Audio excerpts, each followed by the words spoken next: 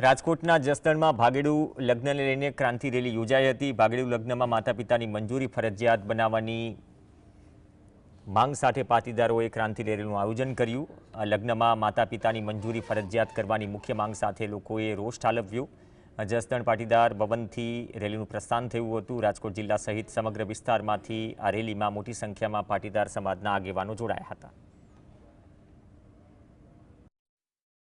રેલીનો મુખ્ય ઉદ્દેશ એટલો જ છે કે જે પ્રકારે રોમિયોગીરી લુખ્ખા ગુંડાઓ અને આવારા તત્વો છોકરીઓને ફોલાવી ફસાવી અને જિંદગી બરબાદ કરે છે પ્રેમના નામે, લગ્નના નામે, અને પછી આ દીકરીઓની જિંદગી બરબાદ થયા પછી એ નથી ઘરની રહેતી કે નથી ઘાટની રહેતી, આવી અનેક દીકરીઓની સમસ્યાઓ અમારી સામે આવી છે।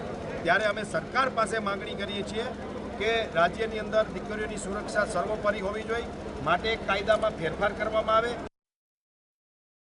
ખાસ મહત્વનો મુદ્દો તો એ છે કે ભાગેડુ લગ્ન પ્રથા વિરુદ્ધ સરકાર આક્રમક રીતે, જો કે ઘણા વર્ષોથી આ ડિમાન્ડ ચાલી રહી છે, પણ સરકાર હવે આ કાયદો જલ્દીથી જલ્દી બનાવે, કારણ કે સમાજની અંદર ભાગેડુ લગ્ન પ્રથા એટલી હદે પ્રસરી ગઈ છે અને એની સાથે સાથે 18 વર્ષની વય મર્યાદાના બદલીમાં 21 વર્ષ કરવામાં આવે। સાથે સાથે એક ઓનલાઈન ગેમિંગનો મુદ્દો પણ અમારો હતો, પણ એ કદાચ કેન્દ્ર સરકારે હમણાં એના ઉપર બિલ પણ આવ્યું છે અને એ પાછું પણ ખેંચાશે।